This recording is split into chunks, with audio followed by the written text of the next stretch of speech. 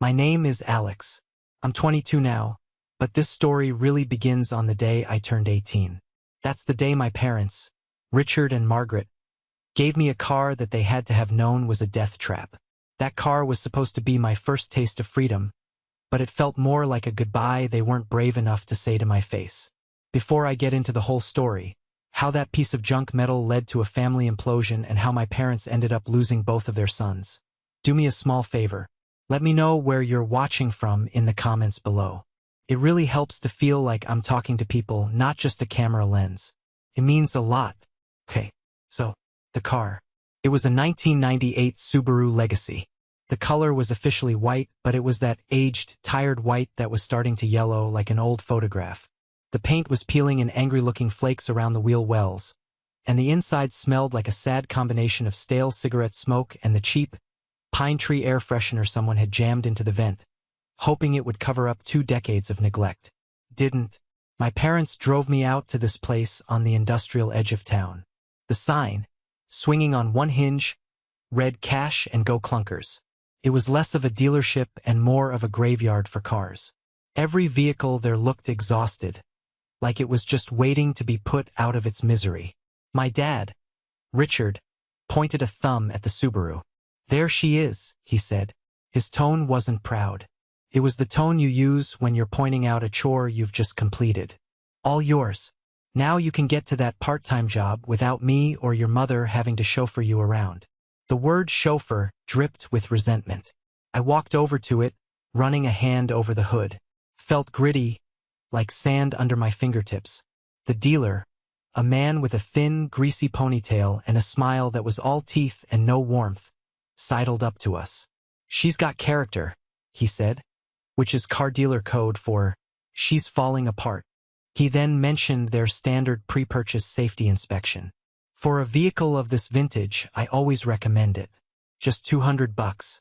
Gives you real peace of mind. My dad let out a short, sharp laugh. It wasn't a happy sound. "A waste of money," he said, loud enough for all of us to hear. He looked at me, a flicker of something cold in his eyes. "A boy's gotta learn how to handle a car's quirks. It builds character." He turned back to the dealer and signed the papers with a flourish, making a point to ignore the inspection declined waiver the dealer slid toward him. He paid in cash, peeling the bills from a thick roll in his pocket like each one was a piece of his own skin. The drive home was a symphony of unsettling noises. The engine rattled, the brakes squealed, and there was a weird thumping sound coming from the back right wheel. But I tried to ignore it. I focused on the fact that it was mine. It was 4 wheels and an engine that could take me away from that house. It was freedom, or at least the illusion of it. I told myself to be grateful. When I got it into our driveway, my first instinct was to try and make it feel like my own. I started cleaning out the years of accumulated grime. As I pulled out the worn, stained floor mats, I decided to check the glove compartment. It was stuffed with old napkins and expired insurance cards from at least 3 previous owners. But tucked way in the back, folded into a tiny square, was a crumpled piece of paper. A work order from a garage across town. It was dated just 2 weeks before we bought it. My hands felt a little shaky as I smoothed it out on the passenger seat. It was a list of diagnostics, mostly jargon I didn't understand. But then my eyes landed on a sentence at the bottom, circled multiple times in angry red ink by a mechanic who clearly wanted to make his point. It read, "Critical head gasket leak. Temporary chemical seal applied. Vehicle is mechanically unsound. Recommend, do not operate." I felt the air leave my lungs. My blood turned to ice. I read it again, and a third time. Temporary seal. Do not operate. They hadn't just been cheap. They hadn't just been negligent. They had been given a clear, professional warning that this car was a ticking time bomb. And they bought it for me anyway. I looked up at the house, at the flicker of the TV in the living room where they sat. And the thought that had been a whisper before was now a scream in my head. They knew. They absolutely knew. That car, that Subaru-shaped coffin, wasn't the beginning of the story. It was just the climax of a story that had been written over 18 years. A story told in 1,000 tiny, dismissive gestures, 1,000 moments of being made to feel invisible. My life was a collection of their forgotten afterthoughts. My brother, Mark, is 2 years older than me. In the small universe of our family, Mark was the sun, the moon, and all the stars. He was bright and charming and athletic. My parents, Richard and Margaret, orbited him, basking in his reflected glory. And I was Pluto, the cold, distant rock that people sometimes forgot was even part of the solar system. It's not just one memory. It's a lifetime of them, all stacked on top of each other. When I was 10, I was obsessed with drawing. I filled notebooks with sketches of superheroes and fantasy landscapes. For Christmas that year, Mark, who was 12, wanted this incredibly expensive Lego Star Destroyer set. It was the kind of gift that takes up half the living room floor. And of course, he got it. My parents spent the morning on the floor with him, taking pictures, oohing and aahing. "Look at our brilliant boy. He'll be an engineer someday," my dad boomed. My big gift that year was a 24-pack of off-brand colored pencils. The kind that came in a flimsy cardboard box, with lead that would snap if you looked at it too hard. I remember sitting there, watching Mark build his masterpiece, feeling a familiar, hollow ache in my chest. Later that day, my grandmother, Eleanor, my mom's mom, and the only person in the world who made me feel seen, pulled me aside in the kitchen. She never made a big show of it. She slipped a $20 bill into my hand and a small, heavy, beautifully wrapped gift. "This is for you, sweetie," she whispered, giving my mom, who was pretending not to notice, a look that could curdle milk. "Don't let them make you feel small." I opened it later in my room. It was a professional artist's sketchbook. The paper was thick and creamy, the kind that felt important under your fingertips. It was a gift that said, "I see you. I know what you love.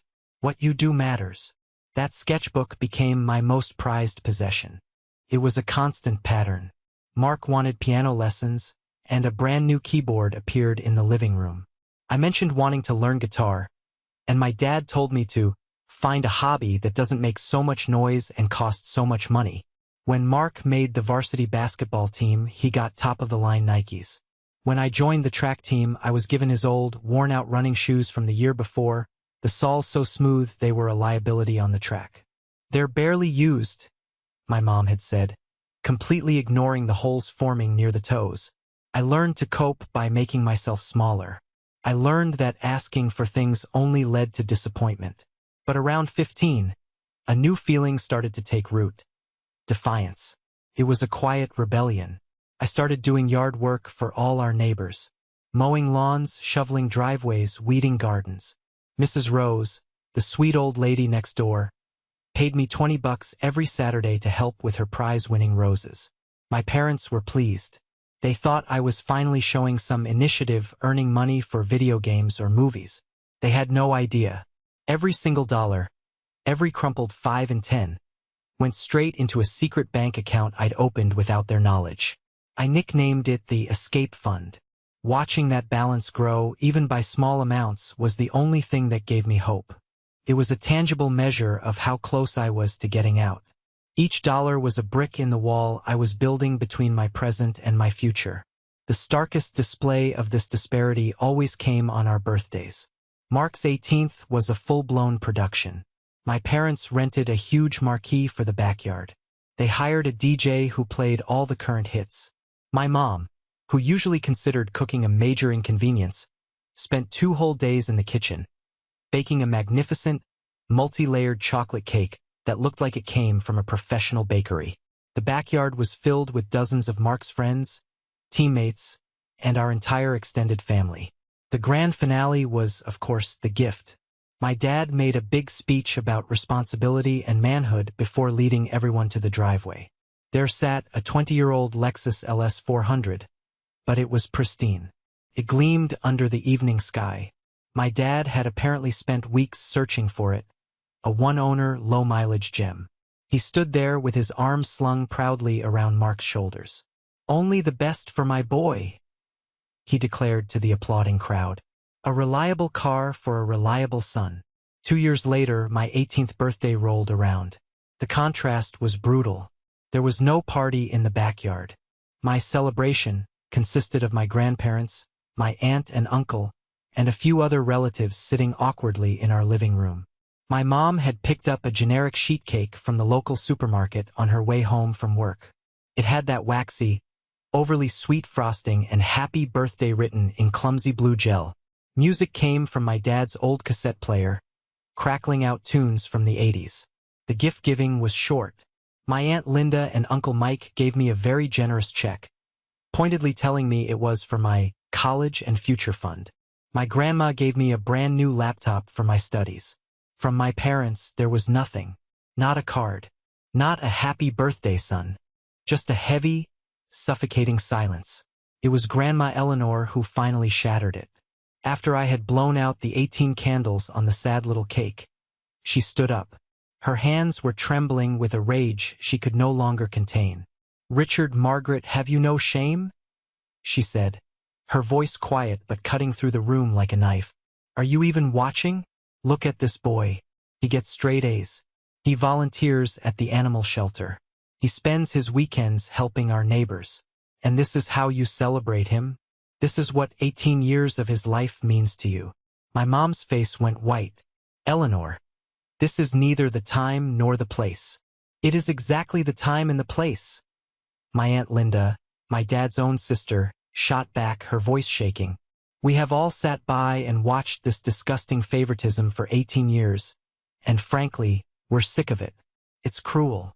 It was only then, shamed and cornered under the furious glares of his own family, that my dad relented. The next day wasn't an apology. It was an angry concession. It was the day they took me to the junkyard. They weren't giving me a gift. They were solving a problem, the problem of their own public embarrassment. But there was another layer to it all. A secret I hadn't yet uncovered. One day, a few months before the car incident, my mom had asked me to clear out some old boxes from the hall closet to make space. At the very back, buried under a pile of dusty, moth-eaten blankets, I found a photo album I'd never seen before. It had a faded floral cover, the kind my grandma loved. Curiosity got the better of me. I sat on the floor of the hallway and opened it. It was full of baby pictures. Pictures of Mark as a toddler and then pictures of me. But something was off. In the first dozen or so photos, the baby, who I knew was me from the dates written in my mom's neat cursive, was exclusively dressed in pink. Pink onesies, pink blankets, a little knit hat with pink flowers on it. It was strange. I just figured they got a lot of pink hand-me-downs, or maybe they were trying to be progressive in the 90s. Then I turned a page and my heart stopped. It was a crystal-clear photo of me, just a few months old, sitting in one of those bouncy baby seats. You could clearly see the hospital bracelet still on my tiny wrist. I had to squint to read the faded blue ink. It had my mom's name, and below it, the words, "Baby Girl Mitchell." The word girl had been aggressively crossed out with a thick, black marker, and scrawled above it in my dad's familiar, angry-looking handwriting was the name Alex.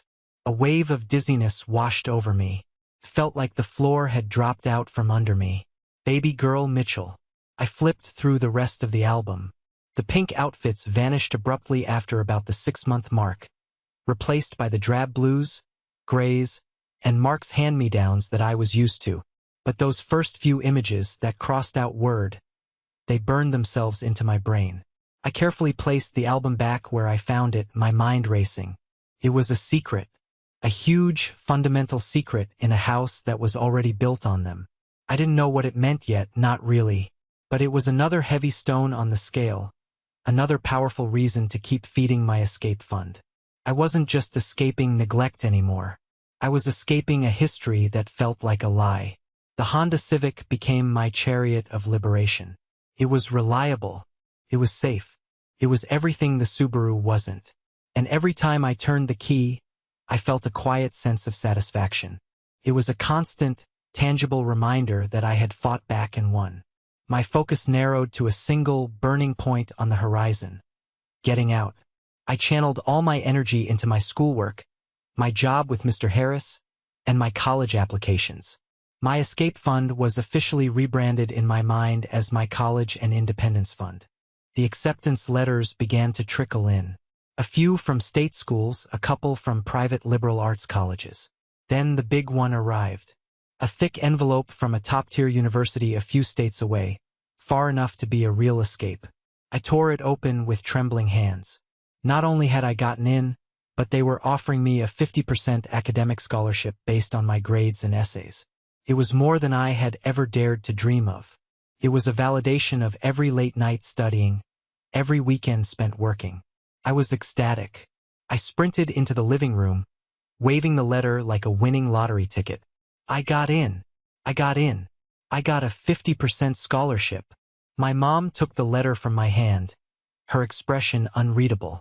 She read it, her lips tightening into a familiar, thin line of displeasure. 50%? She said, her voice flat. That's generous. Mark only received a 30% scholarship from his school. My dad looked up from his newspaper, peering over his reading glasses. So they're just giving money away to anyone these days, I guess, he muttered, before disappearing behind the sports section again.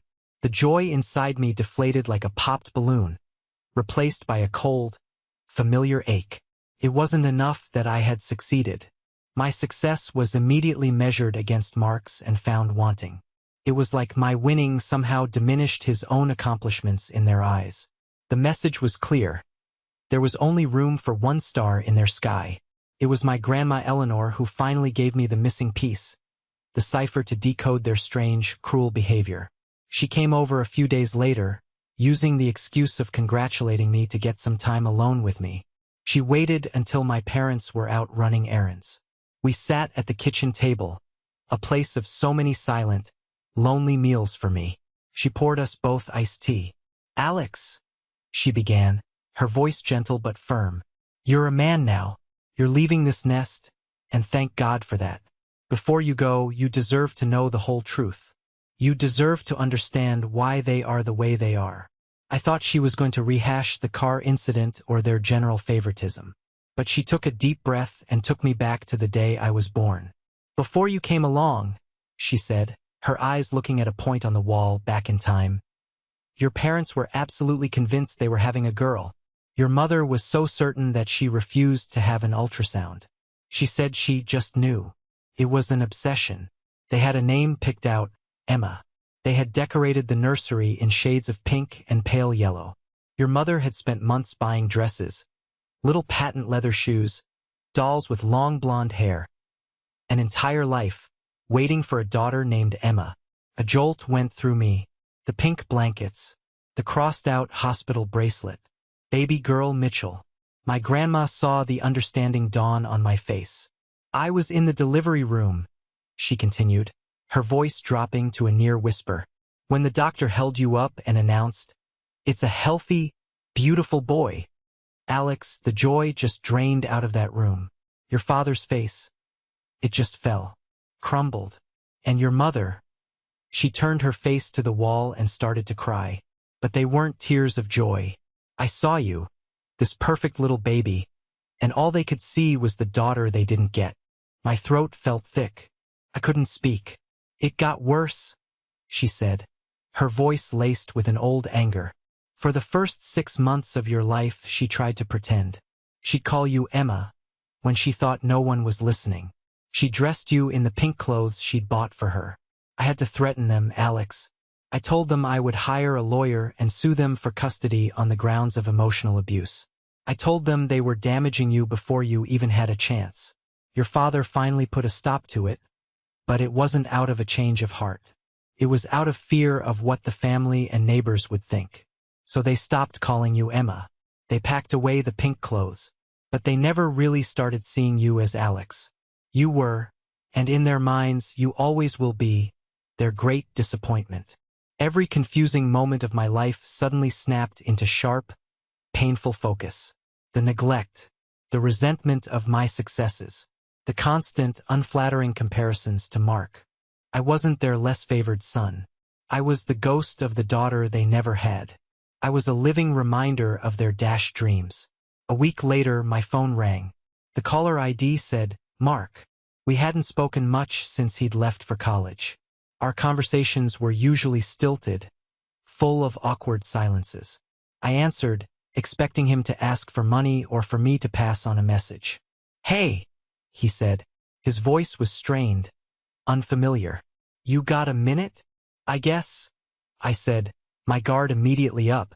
"Look, man, I need to apologize," he stammered, and I literally had to sit down.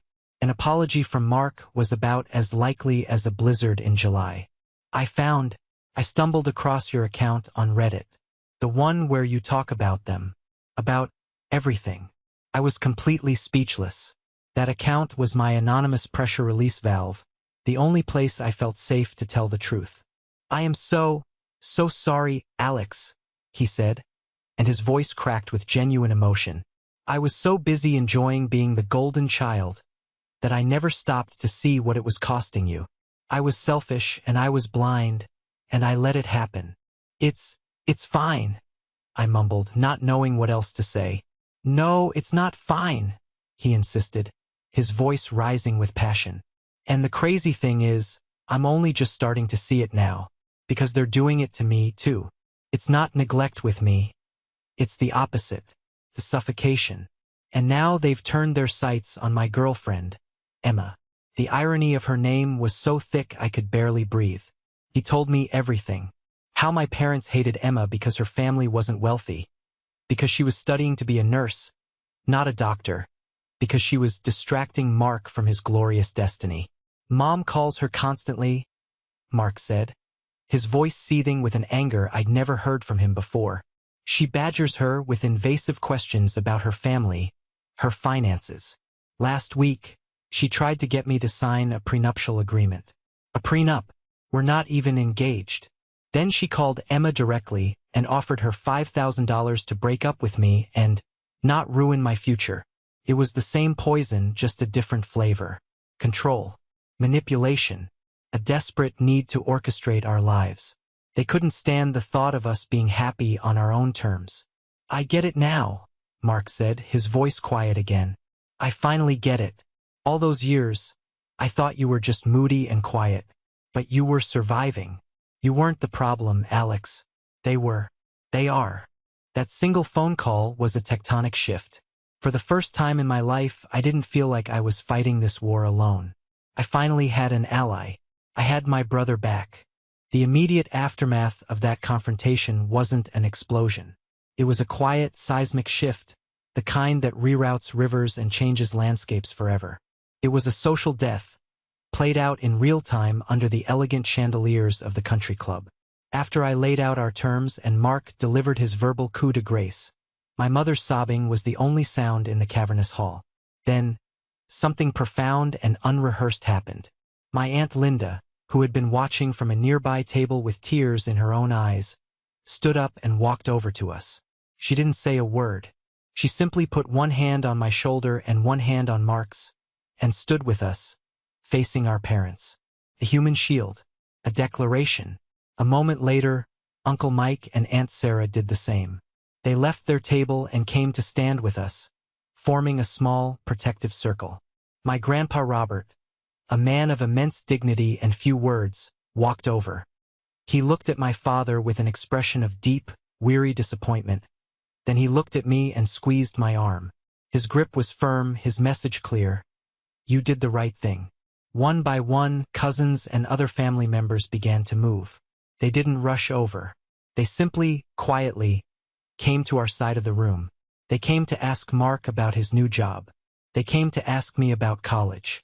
They came to congratulate Sophia on her recent academic award. They engaged us in life, in the future. And in doing so, they collectively and silently turned their backs on my parents.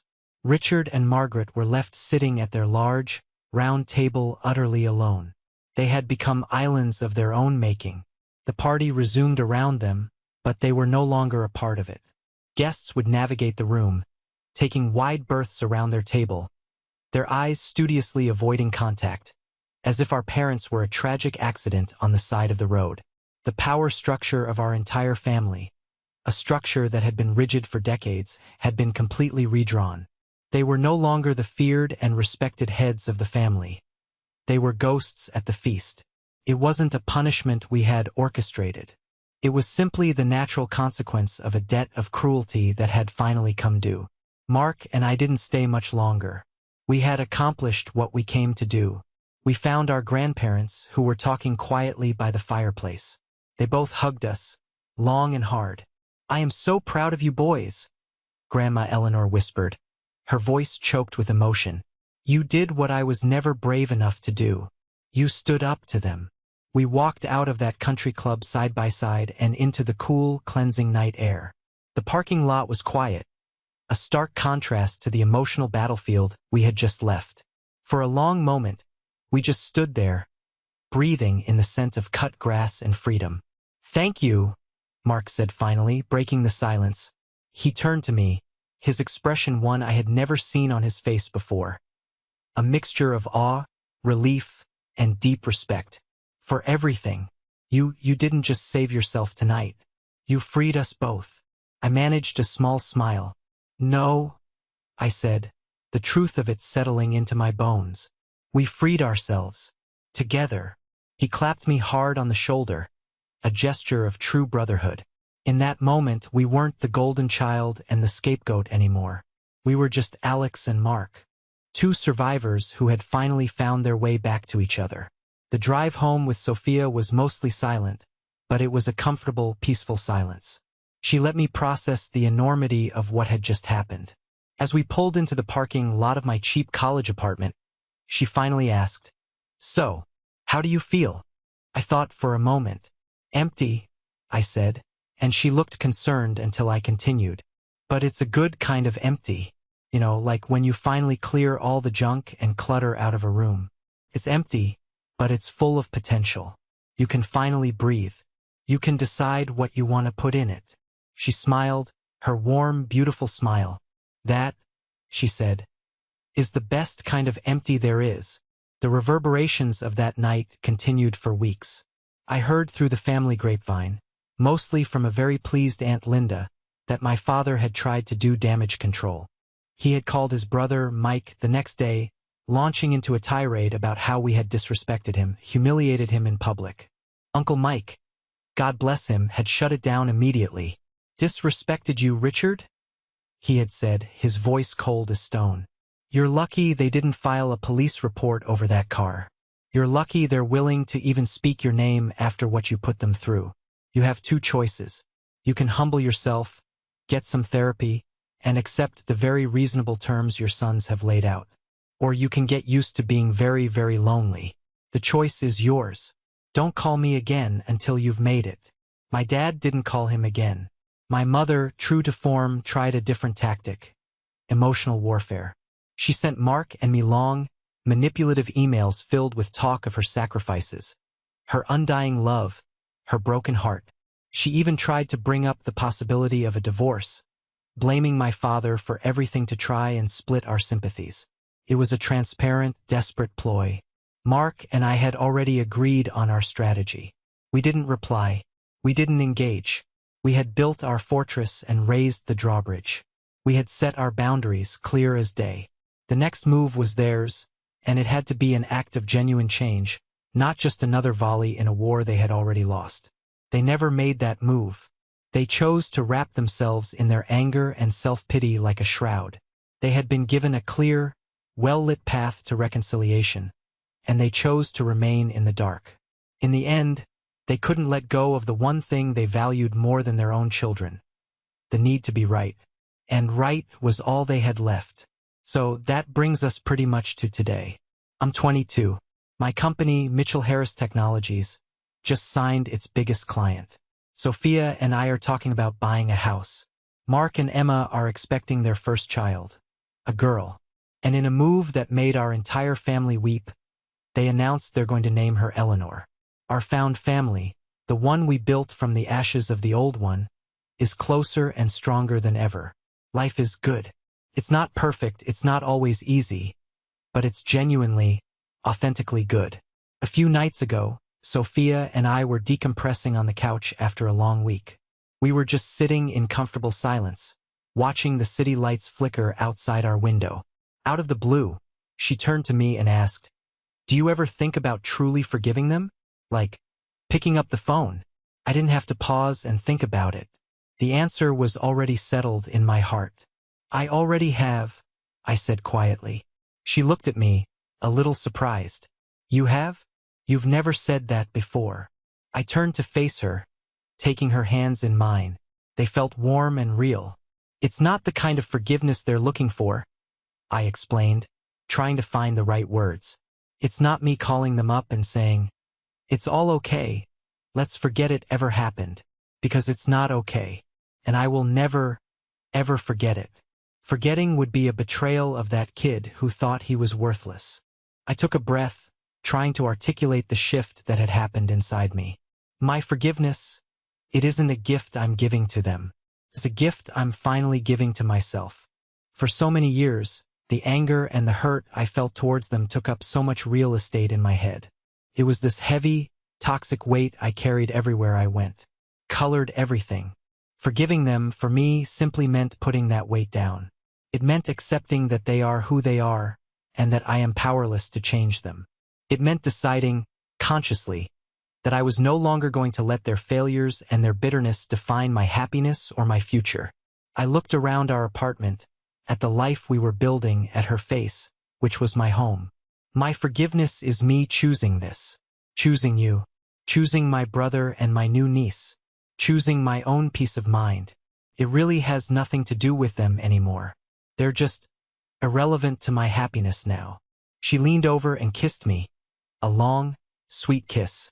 That, she said softly, her forehead resting against mine, is the only kind of forgiveness that actually sets you free. And she's right. I couldn't change the family I was born into, but I fought like hell to build a family I could choose. A family I was proud of. And that has made all the difference in the world. Thank you for listening to my story. I know it was long, but I appreciate you sticking with me. I hope it touched you in some way, or made you feel a little less alone if you've been through something similar. It took me a long time to learn that you can't get your sense of value from people who are incapable of seeing it in the first place. Have you ever been in a situation where you had to find your own worth, completely separate from your family's expectations? Share your story in the comments below. I'll be reading them, I promise. And if this story resonated with you, please consider liking it and subscribing so you don't miss what comes next. Take care of yourselves out there.